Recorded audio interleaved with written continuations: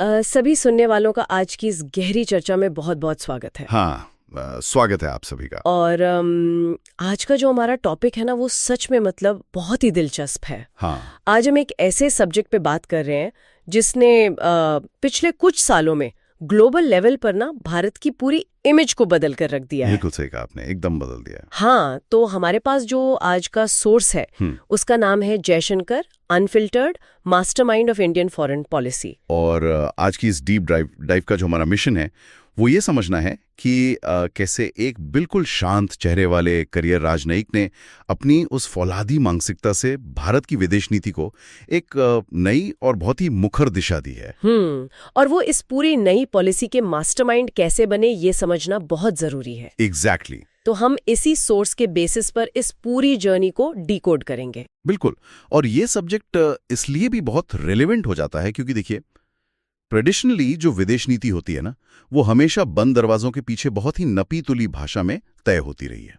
हाँ, बहुत ही फॉर्मल होती है। राइट। लेकिन इस सोर्स के हिसाब से पिछले कुछ सालों में ये सब पूरी तरह से बदल गया है। आज हम सिर्फ ये नहीं डिस्कस करेंगे कि भारत ने क्या फैसले लिए, बल्कि उन फैसलों के पीछे जो दिमाग काम कर रहा है, जो उस चेस प्लेयर की स्ट्रैटेजी है ना, उसे समझने की कोशिश करेंगे। वो चेस प्लेयर वाली बात बहुत सही है। हाँ, क्योंकि सोर्स बहुत डिटेल में बताता है कि कैसे एक इंसान का जो 4 दशकों का कूटनीतिक अनुभव है, वो कैसे पूरे देश के इंटरनेशनल स्टैंड को एक नया शेप दे सकता है। ठीक है, आइए इसे समझते हैं। अगर हम डॉक्टर एस जयशंकर के सफर की बात करें ना, तो ये किसी आम राजनेता का सफर तो बिल्कुल नहीं है। बिल्कुल नहीं, एकदम अलग है। मतलब सोर्स बताता है कि वो दशकों तक एक करियर डिप्लोमैट रहे हैं। उन्होंने अमेरिका और चीन जैसे जो सबसे मुश्किल और इम्पोर्टेंट देश है, वहां भारत को रिप्रेजेंट किया है, जो कि अपने आप में बहुत बड़ी बात है। हाँ, बहुत बड़ी बात है। लेकिन फिर एक ऐसा टाइम आता है जहां वो सीधे विदेश मंत्री की कुर्सी पे बैठते हैं। और इस सोर्स में जो बात मुझे सबसे ज्यादा स्ट्राइक की, वो है उनका व्यक्तित्व, उनका पर्सोना। हाँ, चेहरे पर एकदम शांति, कोई सिकन नहीं, लेकिन दिमाग बिल्कुल फौलाद की तरह। बिल्कुल फौलाद। मतलब कोई भी क्राइसिस हो, उनका जो धैर्य है वो कभी टूटता हुआ नहीं दिखता। सोर्स इसी को वो स्टील माइंडसेट कहता है जिसने भारत की नई इंडिया फर्स्ट विदेश नीति की नींव रखी है। यहाँ सबसे रोचक बात यह है कि जब एक सच्चा कूटनीतिज्ञ जिसने मतलब अपनी पूरी लाइफ इंटरनेशनल रिलेशंस की गुत्थियों को सुलझाने में निकाल दी हो, वो जब पॉलिसी मेकिंग के टॉप पर पहुंचता है ना, तो उसका विजन एकदम अलग होता है। विजन बहुत क्लियर होता है। बिल्कुल। देखिए, डोमेस्टिक पॉलिटिक्स में क्या होता है, सरकारें बदलती हैं, राजनीतिक मजबूरियां होती हैं। हाँ, वो तो है। लेकिन एक डिप्लोमेट हमेशा देश के जो लॉन्ग टर्म इंटरेस्ट हैं उन पर फोकस करता है। और सोर्स इस बात पर काफी जोर देता है कि कैसे उनका ये जो सफर है राजनयिक से विदेश मंत्री बनने का, इसने पॉलिसियों में एक कमाल की कंसिस्टेंसी ला दी है। मतलब स्थिरता आ गई है। एग्जैक्टली। उन्होंने कूटनीतिक समझ को प्रैक्टिकल पॉलिटिक्स के साथ ऐसे मिक्स किया है कि भारत का जो अप्रोच है वो अब रिएक्टिव नहीं रहा, बल्कि पूरी तरह से प्रोएक्टिव हो गया है। हाँ, पहले हम सिर्फ रिएक्ट करते थे। बिल्कुल। लेकिन अगर हम इस इंडिया फर्स्ट वाले अप्रोच को थोड़ा और डीपली देखें, तो मैं सोर्स पढ़ रही थी और मुझे यहाँ एक सवाल आ रहा था दिमाग में। बताइए, क्या सवाल? ये तो क्लियर है कि अब भारत की विदेश नीति वो पुरानी वाली नरम और डिफेंसिव नहीं रही। एकदम नहीं। लेकिन देखिए, किसी भी रिश्ते में थोड़ा बहुत कॉम्प्रोमाइज तो करना ही पड़ता है ना। तो अगर भारत हर ग्लोबल प्लेटफॉर्म पर सिर्फ अपना इंडिया फर्स्ट का झंडा ही बुलंद करेगा, तो क्या ऐसा नहीं लगेगा कि भारत इंटरनेशनल कम्युनिटी से अलग हो रहा है? ये बहुत ही मतलब क्या ये अग्रेसिव स्टैंड हमारे जो पुराने अलाइज हैं, जो सहयोगी हैं, उनको दूर नहीं कर देगा? देखिए, ये एक बहुत ही जायज सवाल है और सोर्स ने भी इसका बहुत ही लॉजिकल एनालिसिस किया है। इंडिया फर्स्ट का मतलब ये बिल्कुल नहीं है कि आप दुनिया से कट जाएं या आइसोलेट हो जाएं। अच्छा, तो फिर रियल मीनिंग क्या है इसका? इसका सीधा सा मतलब ये है कि जब भारत कोई ग्लोबल डिसीजन लेगा तो वो किसी और सुपर पावर को खुश करने के लिए नहीं लेगा। वो फैसले अपने नागरिकों की सेफ्टी और अपनी इकोनॉमी के बेसिस पर लेगा। सोर्स बहुत क्लियरली कहता है कि इसमें कोई एरोगेंस या अहंकार नहीं है, ये डिप्लोमेटिक रियलिज्म है, यथार्थवाद है। हाँ, क्योंकि दुनिया का हर मजबूत देश, चाहे आप अमेरिका को ले लें या चीन को, वो हमेशा अपने इंटरेस्ट को ही टॉप पर रखते हैं। ये तो सच है। तो भारत ने बस अब इस बात के लिए अपोलोजाइज करना या हिचकिचाना बंद कर दिया है। इंडिया फर्स्ट मतलब अपनी शर्तों पर दुनिया के साथ एंगेज करना बिना किसी गिल्ट के। वाह, मतलब ये सच में एक बहुत बड़ा पैराडाइम शिफ्ट है। बहुत बड़ा। और इसी शिफ्ट का एक बहुत बड़ा पार्ट है स्ट्रेटेजिक ऑटोनॉमी, या जिसे हम रणनीतिक स्वायत्ता कहते हैं। अब हमारे जो सुनने वाले ग्लोबल पॉलिटिक्स को फॉलो करते हैं वो जानते हैं कि दुनिया में देश अक्सर किसी न किसी बड़े कैंप में बट जाते हैं। हाँ, गुट बन जाते हैं। बिल्कुल। लेकिन भारत किसी भी कैंप का हिस्सा बनने से सीधा इनकार कर रहा है। सोर्स इस मल्टी अलाइनमेंट पर काफी बात करता है, लेकिन आज के इस पोलराइज्ड दौर में जहां हर कोई पूछता है कि आप हमारे साथ हैं या हमारे खिलाफ, वहां क्या सबके साथ चलना प्रैक्टिकली पॉसिबल है? अगर हम इसे बड़ी तस्वीर से जोड़कर देखें तो भारत का ये जो स्टैंड है ये हवा में नहीं बना है, इसका अपना एक हिस्टोरिकल इवोल्यूशन है। ओके। सोर्स पॉइंट आउट करता है कि ये स्ट्रेटेजिक ऑटोनॉमी उसी पुरानी जो हमारी गुटनिरपेक्षता थी ना, उसी का एक नया ज्यादा कॉन्फिडेंट और असर्टिव वर्जन है। मतलब नॉन अलाइनमेंट 2.0 कह सकते हैं। बिल्कुल। पुरानी पॉलिसी में कई बार ऐसा लगता था कि हम दुनिया की प्रॉब्लम से खुद को अलग कर रहे हैं, लेकिन आज की ऑटोनॉमी का मतलब है हर इशू पर हर देश के साथ अपने इंटरेस्ट के हिसाब से एंगेज करना। मतलब हम एक ही टाइम पर एक मोर्चे पर अमेरिका के साथ खड़े हो सकते हैं और उसी टाइम दूसरे मोर्चे पर हम रूस के साथ व्यापार भी कर सकते हैं। एग्जैक्टली। और ये फ्यूचर के लिए एकदम परफेक्ट लॉजिक है, क्योंकि दुनिया कोल्ड वॉर की तरह सिर्फ 2 कैंप्स में नहीं बटी है, ये पूरी तरह से मल्टीपोलर हो चुकी है। बिल्कुल। और इस मल्टीपोलर स्ट्रैटेजी को समझने के लिए सोर्स में जो रूस यूक्रेन युद्ध का एग्जाम्पल है ना, वो सच में बहुत आई ओपनिंग है। बहुत ही बेहतरीन एग्जाम्पल है। और यहाँ मैं ये भी क्लियर कर दूं कि हम जो भी डिस्कस कर रहे हैं वो पूरी तरह से सोर्स के ऑब्जेक्टिव एनालिसिस पर बेस्ड है। हम यहाँ किसी भी पॉलिटिकल आइडियोलॉजी को सपोर्ट नहीं कर रहे हैं और ना ही कोई साइड ले रहे हैं। हाँ, ये क्लैरिटी बहुत जरूरी है। तो सोर्स के हिसाब से जब वेस्टर्न कंट्रीज ने रूस पर भारी सैंक्शंस लगाए और पूरी दुनिया पर प्रेशर डाला कि भाई रूस से दूर रहो, तब भारत का जो स्टैंड था वो बहुत ही बैलेंस्ड था। बहुत सधा हुआ स्टैंड था। हाँ, भारत ने इतने प्रेशर के बावजूद रूस से अपना कच्चा तेल खरीदना बंद नहीं किया। सोर्स इसे एक क्लासिक स्ट्रैटेजी वर्सेस इमोशंस की केस स्टडी के तौर पर देखता है। बिल्कुल। और सोर्स ने इसे बहुत ही न्यूट्रल और डेटा ड्रिवन तरीके से समझाया है। देखिए, कूटनीति में ना इमोशंस अक्सर खेल बिगाड़ देते हैं। वो तो है। जब ये वॉर शुरू हुआ तो भारत के सामने चैलेंज ये नहीं था कि मॉरली कौन सही है या कौन गलत। चैलेंज ये था कि क्या भारत वेस्टर्न प्रेशर में आकर अपनी एनर्जी सिक्योरिटी को खतरे में डाल दे। क्या हम अपने देश में तेल के दाम आसमान छूने दें? एग्जैक्टली। 1 अरब से ज्यादा आबादी वाले देश में आप ये रिस्क नहीं ले सकते। और सोर्स के एनालिसिस के हिसाब से डॉक्टर जयशंकर की पॉलिसी ने ये एकदम क्लियर कर दिया कि भारत की पहली जिम्मेदारी अपने लोगों को महंगाई से बचाना है। मतलब अपने देश के सिटीजन्स सबसे पहले। हाँ, भारत ने वो डिस्काउंटेड तेल खरीदा और अपनी इकोनॉमी को सेफ रखा। पश्चिमी मीडिया ने इस पर काफी हल्ला भी मचाया। बहुत हल्ला मचाया था। लेकिन भारत ने अपने लॉजिक से ये साबित कर दिया कि यूरोप की एनर्जी पॉलिसीज यूरोप के लिए और भारत के लिए अलग नहीं हो सकती। ये प्योर मतलब बिना किसी इमोशन वाली डिप्लोमेसी का एक ब्रिलियंट एग्जाम्पल है। लेकिन अगर हम इस सिक्के का दूसरा पहलू देखें तो मेरा मतलब अमेरिका के साथ जो भारत के रिश्ते हैं, सोर्स यहाँ एक बहुत ही इंटरेस्टिंग सवाल उठाता है कि क्या अमेरिका के साथ भारत की ये जो बढ़ती नज़दीकी है ये सिर्फ दोस्ती है या हमारी कोई ज़रूरत है? ये बहुत अच्छा पॉइंट है, क्योंकि हमने देखा है कि भारत अब क्वाड का काफ़ी एक्टिव मेंबर है और फिर बड़े डिफेंस डील्स हो रहे हैं, सेमीकंडक्टर और स्पेस में हमारी टेक डिप्लोमेसी काफ़ी तेज़ी से बढ़ रही है जी। तो क्या अमेरिका के साथ इतने डीप लेवल पर इन्वॉल्व होना हमारी उसी स्ट्रेटेजिक ऑटोनॉमी के लिए कोई रिस्क नहीं है जिसकी हमने अभी बात की? ये बहुत ही शार्प ऑब्जर्वेशन है आपका, और अक्सर जो एनालिस्ट होते हैं वो यही गलती कर बैठते हैं। अच्छा। सोर्स ये बहुत क्लियरली अंडरलाइन करता है कि अमेरिका के साथ क्लोजनेस का मतलब ये बिल्कुल नहीं है कि भारत ने अपनी ऑटोनॉमी गिरवी रख दी है। डॉक्टर जयशंकर की स्ट्रैटेजी की खूबी ही यही है कि उन्होंने इस रिलेशन को डिपेंडेंसी यानी निर्भरता से निकालकर म्यूचुअल नेसेसिटी में शिफ्ट कर दिया है। मतलब पारस्परिक आवश्यकता। बिल्कुल। अब देखिए, क्वाड जो है वो कोई नाटो जैसा मिलिट्री अलायंस नहीं है। हाँ, वो तो बस एक ग्रुपिंग है। ये इंडो पैसिफिक रीजन में चीन के इन्फ्लुएंस को बैलेंस करने के लिए लाइक माइंडेड देशों का एक प्लेटफॉर्म है। सोर्स के मुताबिक भारत का विजन ये है कि अमेरिका को इस रीजन में भारत की उतनी ही जरूरत है जितनी हमें उनकी टेक्निक की। एग्जैक्टली जितनी भारत को उनके टेक और इन्वेस्टमेंट की जरूरत है। तो ये कोई इमोशनल फ्रेंडशिप नहीं है, ये पूरी तरह से शेयर्ड इंटरेस्ट पे बेस्ड एक बहुत ही कैलकुलेटेड पार्टनरशिप है। मतलब हम उनके साथ डिफेंस शेयर कर रहे हैं, लेकिन हमारी फॉरेन पॉलिसी का स्टीयरिंग व्हील हमारे ही हाथों में। वाओ, यहाँ ये और भी ज्यादा दिलचस्प हो जाता है, क्योंकि जब हम कैलकुलेटेड और एकदम क्लियर डिप्लोमेसी की बात कर ही रहे हैं, तो हमारे जो पड़ोसी हैं, खासकर चीन और पाकिस्तान, हाँ, उनका जिक्र तो आना ही था। उनका जिक्र आना तो लाजमी है। सोर्स में इन दोनों देशों के लिए भारत के रीसेंट अप्रोच का काफी डीप एनालिसिस है।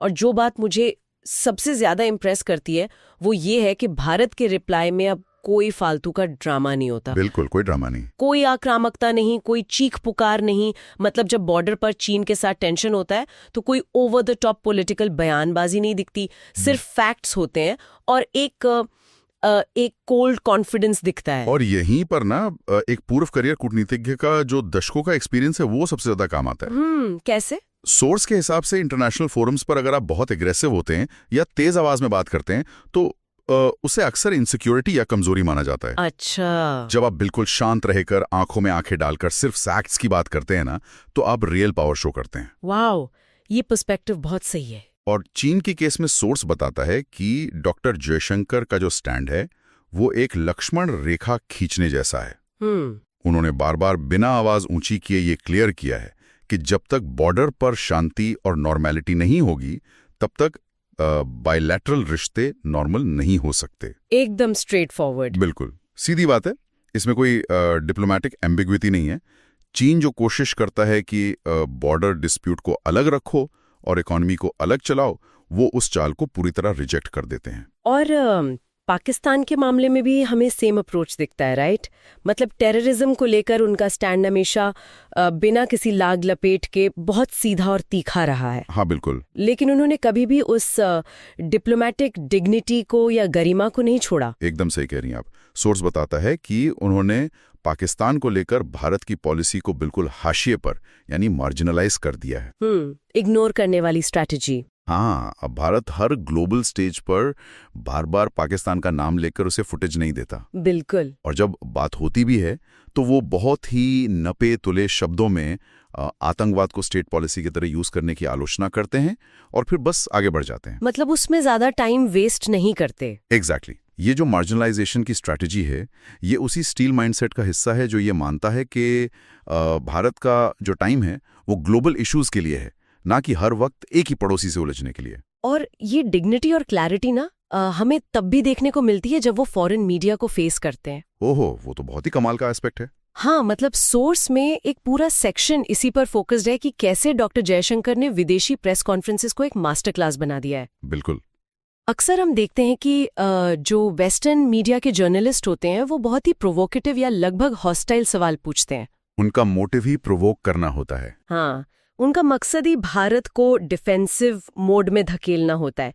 लेकिन सोर्स बताता है कि इतने उकसावे के बाद भी उनका वो हमेशा कंपोज्ड रहना और सामने वाले को उसी के लॉजिक से चुप करा देना, ये सच में एक बहुत बड़ा लीडरशिप लेसन है। एकदम सही।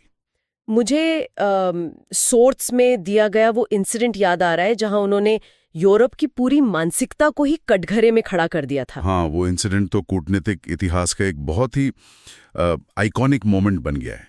सोर्स उस घटना को काफी बारीकी से एनालाइज करता है जहां उन्होंने एक वेस्टर्न जर्नलिस्ट के अग्रेसिव सवाल पर कहा था कि यूरोप को इस माइंडसेट से बाहर आना होगा कि यूरोप की प्रॉब्लम्स पूरी दुनिया की प्रॉब्लम्स हैं, लेकिन दुनिया की प्रॉब्लम्स यूरोप की प्रॉब्लम्स नहीं है। वाओ, वो सच में एक बहुत ही पावरफुल स्टेटमेंट था। वो सिर्फ एक लाइन का जवाब नहीं था, वो सदियों पुराने जो वेस्टर्न प्रिविलेज है ना, उस पर एक सीधा प्रहार था। सोर्स के अकॉर्डिंग फॉरेन मीडिया हमेशा दुनिया को एक खास वेस्टर्न लेंस से देखने का आदी रहा है और वो ये एक्सपेक्ट करते हैं कि जो डेवलपिंग कंट्रीज हैं वो उन्हीं के सेट किए हुए मोरल स्टैंडर्ड्स पर चलें। हाँ, वो एक सुपीरियोरिटी कॉम्प्लेक्स दिखता है। बिल्कुल। लेकिन डॉक्टर जयशंकर क्या करते हैं, वो उन सवालों के पीछे की जो अंडरलाइंग अजम्पशंस हैं, जो बुनियादी धारणाएं हैं, उन्हीं को चैलेंज कर देते हैं।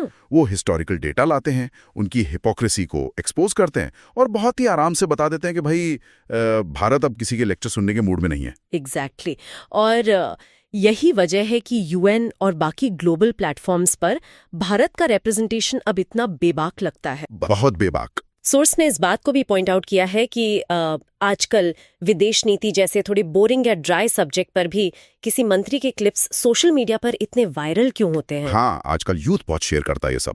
बिना चिल्लाए सिर्फ अपने वर्ड्स के सही चॉइस से आप ना केवल दुनिया को बल्कि अपने देश के लोगों को भी एक गजब का कॉन्फिडेंस दे सकते हैं। बिल्कुल। लोग उस इंटेलेक्चुअल क्लैरिटी को पसंद कर रहे हैं जिससे भारत अपना पक्ष रख रहा है। और इसमें एक चीज और ध्यान देने वाली है कि इसका इम्पैक्ट सिर्फ भारत तक लिमिटेड नहीं है। अच्छा। सोर्स के एनालिसिस से पता चलता है कि जो ग्लोबल साउथ है, यानी जो दूसरे डेवलपिंग देश हैं और अफ्रीकन कंट्रीज हैं, वहां भी उनके स्टेटमेंट्स को बहुत ध्यान से सुना जाता है। ओहो। जब वो ग्लोबल स्टेज पर खड़े होकर कहते हैं कि इंटरनेशनल रूल सिर्फ कुछ पावरफुल देशों के कन्वीनियंस के लिए नहीं हो सकते, या जब वो यूएनएससी में रिफॉर्म्स की डिमांड करते हैं, तो वो दरअसल उन सारे देशों की आवाज बन रहे होते हैं जो दशकों से अपनी बात नहीं कह पा रहे थे। वाओ, ये तो बहुत डीप है। सोर्स इसे डिप्लोमेसी के लैंग्वेज में सॉफ्ट पावर को हार्ड पावर में बदलने का प्रोसेस मानता है। मतलब आप हथियारों से नहीं, बल्कि अपने तर्कों की मारक क्षमता से दुनिया को अपनी बात सुनने पर मजबूर कर रहे हैं। तो इस सब का आखिर मतलब क्या है? अब हम सोर्स के बिल्कुल आखिरी हिस्से पर आ गए हैं, जहां ये डिस्कस किया गया है कि इस पूरी जर्नी से, इस मास्टरमाइंड अप्रोच से आज की जो हमारी युवा पीढ़ी है वो क्या सीख सकती है। क्योंकि ये सिर्फ सरकारों की डिप्लोमेसी का मैटर नहीं है, ये लाइफ स्किल्स के बारे में भी है। इससे एक बहुत जरूरी सवाल उठता है कि क्या कूटनीति सिर्फ बंद कमरों में बैठे डिप्लोमेट्स का ही काम है, या इसके जो प्रिंसिपल्स हैं वो हम अपने प्रोफेशनल लाइफ में भी उतार सकते हैं? मुझे तो लगता है बिल्कुल उतार सकते हैं। जी, सोर्स के हिसाब से युवाओं के लिए यहाँ सबसे बड़ा लेसन है इफेक्टिव कम्युनिकेशन स्किल्स।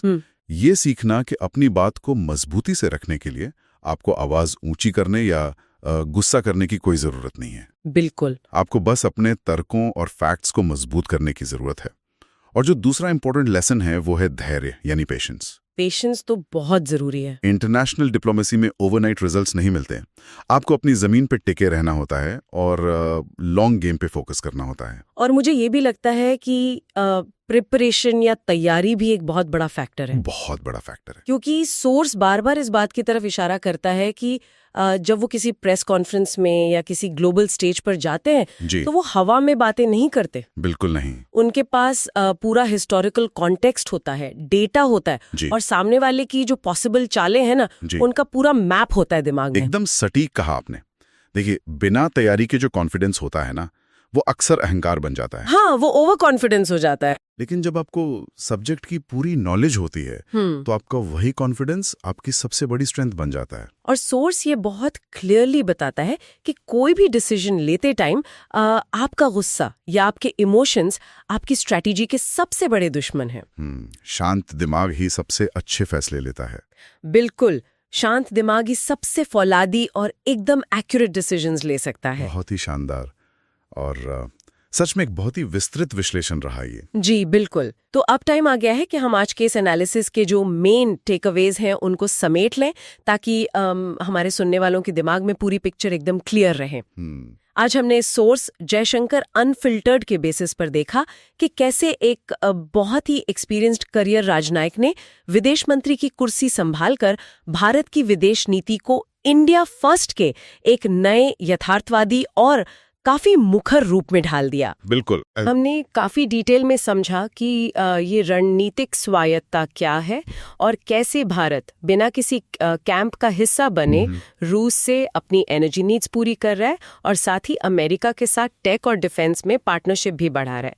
मतलब पूरी तरह से अपने नेशनल इंटरेस्ट को टॉप पर रख रहा है। जी। हमने ये भी देखा कि फॉरेन मीडिया और जो विरोधी देश हैं उनके सामने बिना किसी फालतू ड्रामे के सिर्फ फैक्ट्स, हिस्ट्री और कॉन्फिडेंस के साथ कैसे अपना स्टैंड क्लियर किया जाता है। और लास्ट में हमने ये समझा कि ये जो शांत लेकिन फौलादी अप्रोच है ना, ये सिर्फ डिप्लोमेसी नहीं है, बल्कि हमारे यूथ के लिए कम्युनिकेशन और पेशेंस का एक बहुत बड़ा लेसन भी है। हाँ, और सोर्स ने बहुत ही लॉजिकल तरीके से इस पूरी जर्नी को ना एक ग्रैंड मास्टर की बिसात की तरह प्रेजेंट किया है, जहां हर चाल, हर स्टेटमेंट और यहाँ तक कि हर चुप्पी बहुत ही कैलकुलेटेड है। बिल्कुल। ये बेसिकली भारत के वर्ल्ड स्टेज पर एक स्पेक्टेटर यानी दर्शक से एक लीडिंग प्लेयर बनने की कहानी है। वाओ।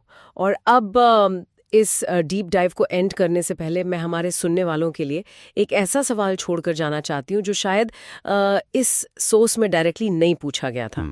बताइए। लेकिन इस पूरी चर्चा के बाद ना वो दिमाग में जरूर आता है। सवाल ये है कि आने वाले टाइम में जब ये दुनिया और ज्यादा बट जाएगी, रिसोर्सेज और टेक को लेकर एक अंधी होड़ मचेगी, तो क्या ये जयशंकर मॉडल की जो बिना आक्रामकता वाली तथ्य आधारित और जो नेशन फर्स्ट कूटनीति है, क्या ये दुनिया के बाकी इमर्जिंग देशों के लिए एक नया ग्लोबल स्टैंडर्ड बन जाएगी? ये बहुत ही प्रोवोकेटिव थॉट है ना?